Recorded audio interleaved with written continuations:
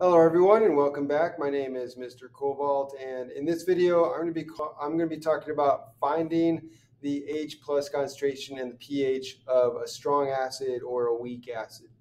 So let's get into this. So generally when you're talking about finding the H plus concentration or the pH of a substance, there's two things you need to consider because there are two potential sources of H plus in the solution. The first one is, of course, the acid. So you have the acid. Here's our general equation for an acid. Ha is going to then react with water. So the acid is going to donate a proton to water. Water is then going to become the hydronium ion. And then what's left is the negative anion. So this is going to be the same for both weak or strong acids. Just remember that for a strong acid, you're not going to have the equilibrium arrow. You're just going to have the one arrow that shows that it's fully ionized in water. But this is going to be one source of your H plus concentration. But also there's a second source that you need to be aware of, and that's from the auto-ionization of water. And so, as you remember from a previous video, so the auto-ionization of water is where one water molecule donates a proton or H plus to another water molecule. That's going to give you the hydronium ion and the hydroxide ion. So normally we can ignore this source of hydroxide because remember, in pure water, the H plus concentration is so low that we can ignore it compared to the amount of H plus you're going to be adding from the acid itself. And that goes for both strong and weak acids. The only time where you need to consider this is where the solution or the acid that you are dealing with is so dilute that the amount of H plus from water is going to be a factor. So that's where you're going to have to keep in mind the auto-ionization of water, the H plus that comes from there as a source. So that's usually going to be something like less than 10 to the negative 5.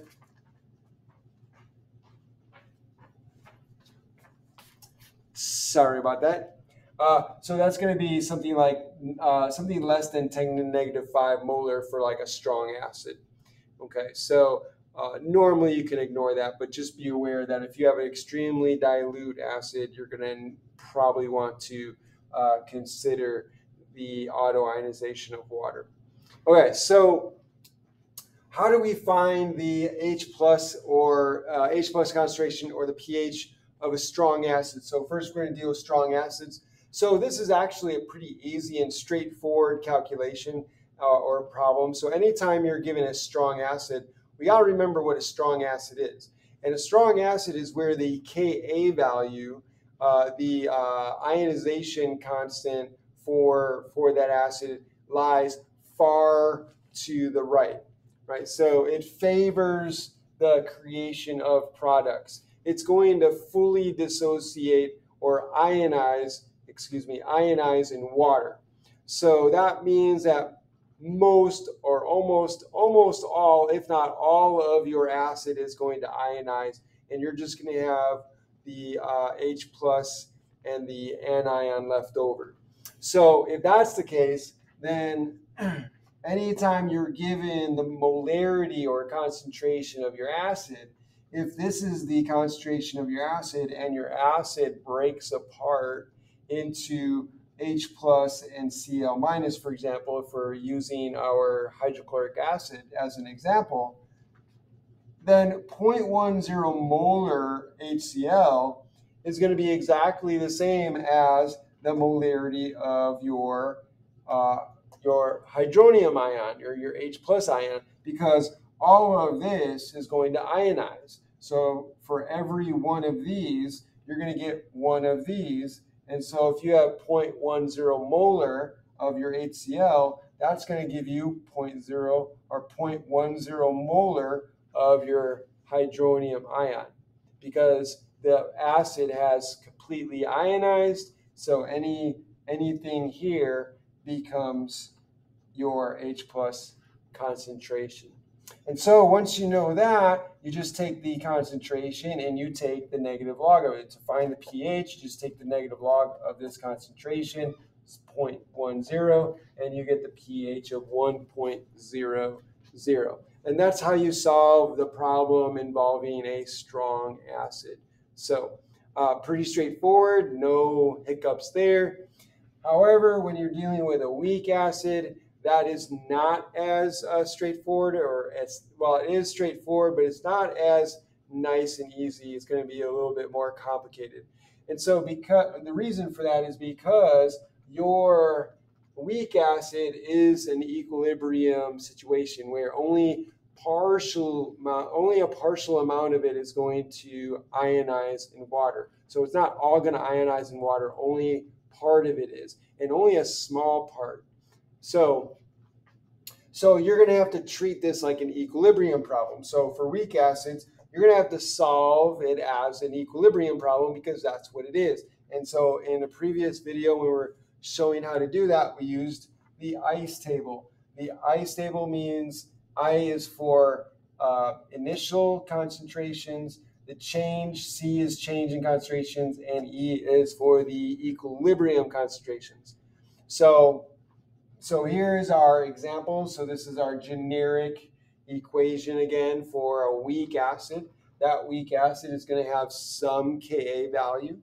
We set up our table, our ICE table, and let's assume for this particular example we have we're starting with 0.10 molar weak acid. So that's our concentration. Initially, we're assuming that nothing has ionized, nothing has breaking apart yet. So our amount of H plus is going to be 0. We can ignore the auto ionization of water. There's going to be some H plus in there, but it's very, very dilute, so we can ignore that. And so we're going to say we start off with 0 concentration of H plus and 0 concentration of our anion. So then, just like we did with our ICE tables before, we figure out the change in terms of X. So here we have a 1-to-1-to-1 relationship. So whatever we lose here, if we're going to form product, if we're going to form H plus, then it's a 1-to-1 relationship. So if I have X, if I'm going to lose here an X amount of HA, then I'm going to gain that amount in terms of product. So if I have a negative X amount here, then I'm going to gain that X, and I'm going to have a plus X amount here.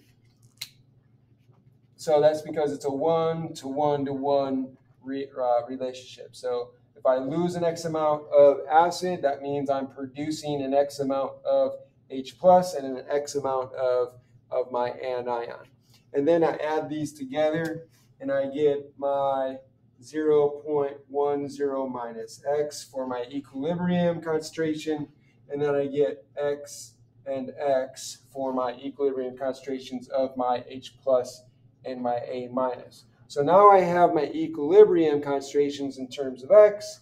And so you want to remember that our K expression, our Ka expression for the ionization of our acid is going to be equal to the H plus concentration multiplied by the A minus concentration over the HA concentration. Okay, so now that I have this equation here, again, all I'm going to do is plug in my values here. And so again, it's going to be, so X and X, so that's going to be X squared over, and then here this is 0.10 minus X, so that's 0.10 minus X, and that's equal to my Ka value. So whatever my Ka value that they give me, I can solve this for X. And again, what happens usually in these situations when you're doing an equilibrium problem is you get a quadratic formula. So remember, you can most of the time do the x is small approximation, where I can just get rid of x and simplify this, and then I can solve for x here and see if it obeys or is validated by the 5% rule, right? So if it follows within the 5% approximation, then I'm good.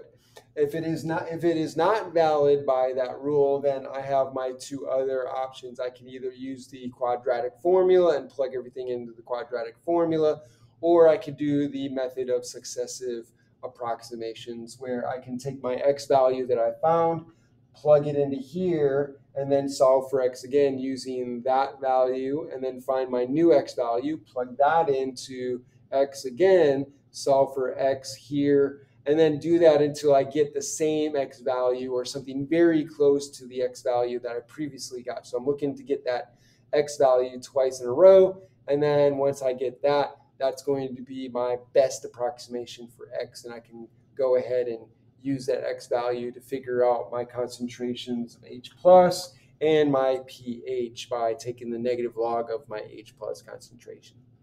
So I hope this is helpful. So basically, these are your two options. Strong acid, pretty straightforward, just whatever molarity or concentration of acid, that's going to be the same as the concentration of the H plus, and you just take the negative log of that.